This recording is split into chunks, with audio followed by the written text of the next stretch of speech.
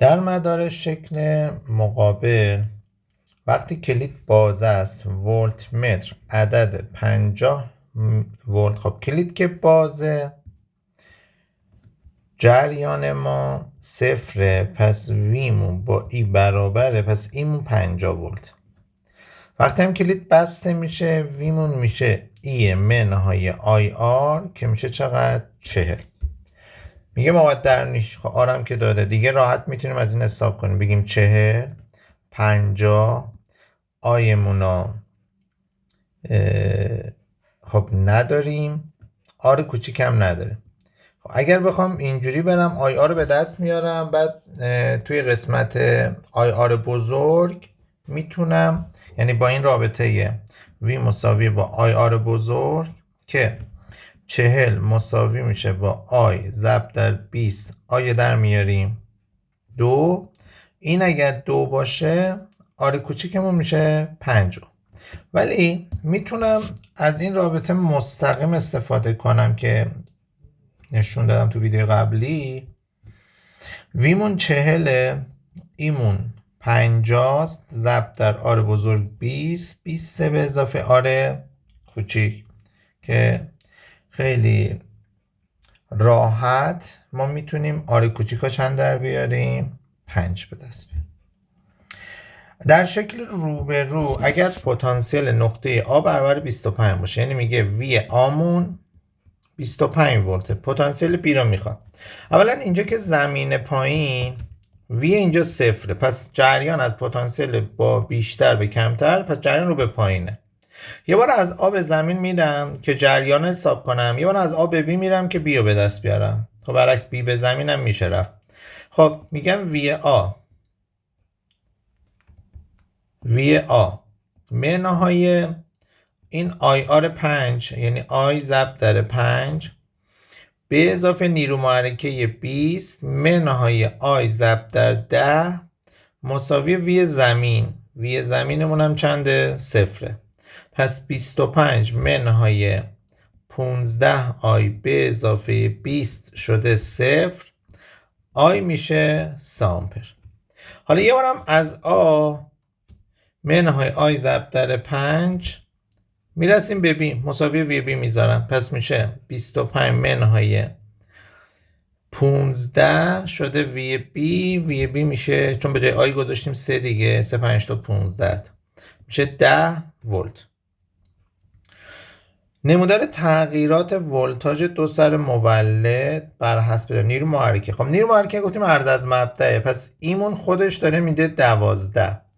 حالا هم میتونم شیب حساب کنم از رابطه، میگه اگه جریان آی 4 آمپر باشه وی تون میشه 7.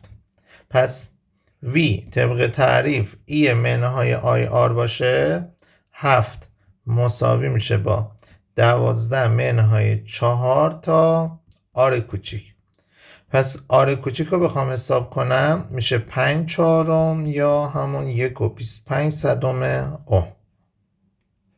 نمودار اختلاف پتانسیل دو سر پیل ها بر حسب شدت جریان رسم شده. خب نسبت ای دو، خب این الان عرض از مبدأ ای دو ای یک مشخصه، پس ای دو به ای یکمون میشه چقدر؟ همون 5 سوم. این نقطه آی یک با آی دو برابره چون وصل شدم که ای یک به آر یکمون مساوی میشه با ای دو به آر دو. نتیجه ای دو به ای یک با آر دو به آر یک برابر میشه، پس این هم میشه جوابش چقدر؟ 5 سوم. نمودار اختلاف پتانسیل دادیم، گفت اگر مولد را به یک مقاومت 4 اوهمی وصل کنیم، پس آر بزرگمون داره میگه 4 اوهمه، جریان عبوری از مولد چقدره؟ ببین برای اینکه جریان حساب بکنم میشه ای بر روی آر به اضافه آر کوچیک. خب ما آر بزرگ رو داریم، باید نیرو محرکه و آر کوچیک رو به دست بیاریم. نیرو محرکه اینجا عرض از مبدأ ماست که میشه چقدر؟ 21. پس میمونه آر کوچیک. هم میتونیم جایگذاری بریم، مثلا اینجا بیام بگیم آی اینجا شده ای آرم. خب آیمونه که داده 7، ایمونم که 21 آر کوچیک رو میخوایم به دست بیاریم. پس آر کوچیک میشه 3 یا با شیبم میشه. پس میشه به اضافه 3 21 هفتم میشه چقدر؟ 3 آمپر. نمودار اختلاف پتانسیل رو داده، گفته نیرو محرکه چند ولت و مقاومت درونی آن چقدر است. ببینید دو تا عدد داده به من و این دو تا عدد کار ما راحت میکنه. یعنی با استفاده از وی که مساویه با ای منهای آی آر و اینکه این 5 همون آییه که میشه ای آرم، یعنی یه جورایی میتونم بگم ای من 5 تا آر کوچیکه. خب اگر وی ما 8 باشه ای منهای آیمون 1 داده دیگه، 1 آر. حالا 8 مساویه به جای ای بذارم 5 آر منهای آر که میشه 4 آر. آر کوچیکتون میشه 2. آر کوچیک 2 باشه 5 ضرب در 2 ای هم میشه چقدر؟ 10 ولت. خب در مدار مقابل مقاومت درونی یعنی آر کوچیک رو داده، نسبت وی ایوم یعنی وی میشه 8 دهم ای رو داده به ما. آمپرسنت جریان داده، گفته کلید رو قطع کنیم ولت سنج چی رو نشون میده. خب ما میدونیم کلید قطع بشه جریان 0، ولت سنج ای رو نشون میده. پس سوال از من ای رو میخواد. خب طبق رابطه وی مساویه با ای منهای آی آر، 8 دهم ای مساوی میشه با ای منهای 8 دهم ضرب در 2. خب این رو بریم اونور میشه منفی 2 دهم ای مساوی میشه با منفی 1 و 6 دهم. پس ای ما میشه چقدر؟ 8 ولت. ولت سنج آرمانی اختلاف پتانسیل دو سر یک باتری رو که به مدار وصل نیست 12 نشون میده. پس تو این حالت نیرو محرکه رو به ما داده 12.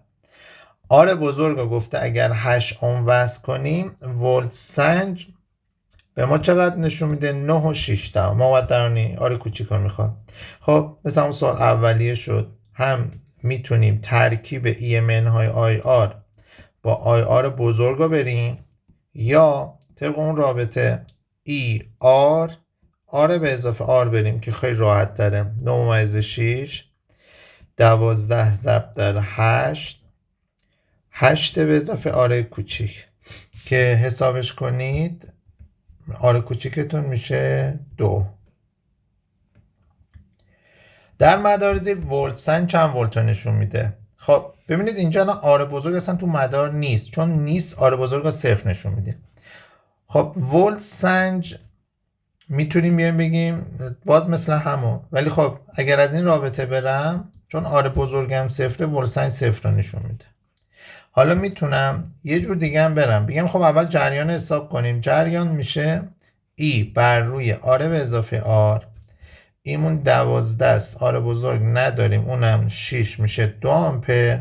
بعد وی ای منهای آی آر ماست، ایمون 12 است، 2 ضرب در 6 بازم میشه 0. در شکل زیر اگر مقاومت رئوستا را از 2R یعنی R1 مون 2R باشه، R2 بزرگمون 3R اختلاف پتانسیل.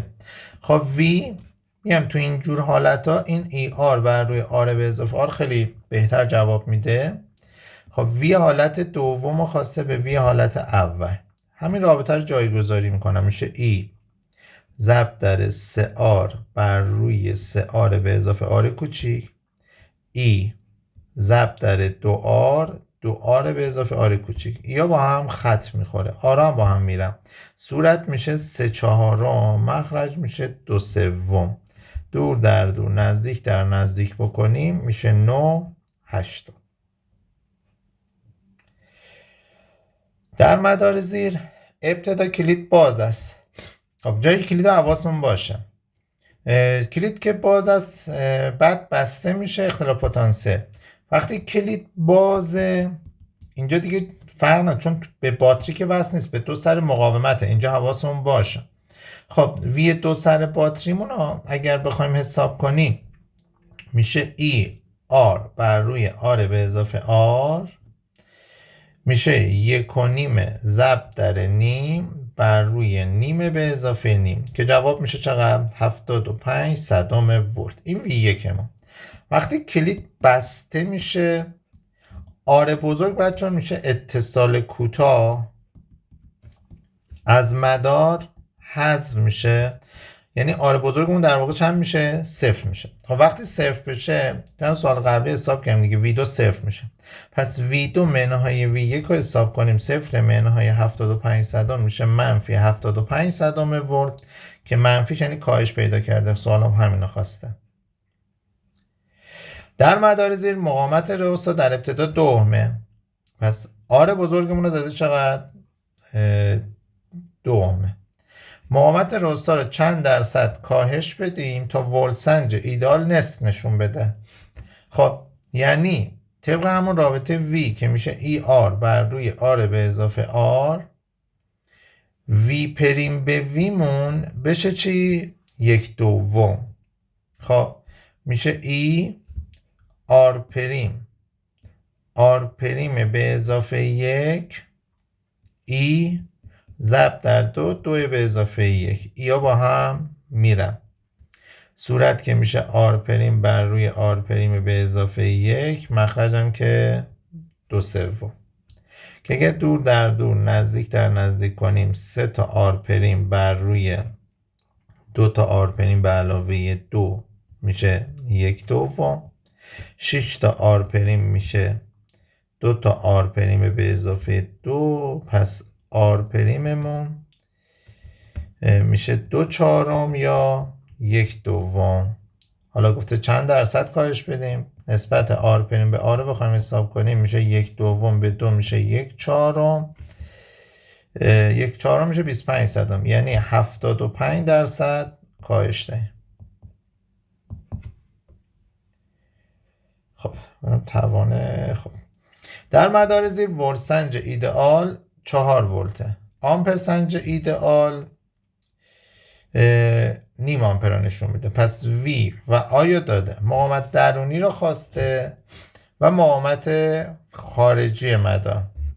خب ولت سنج میشه E منهای IR.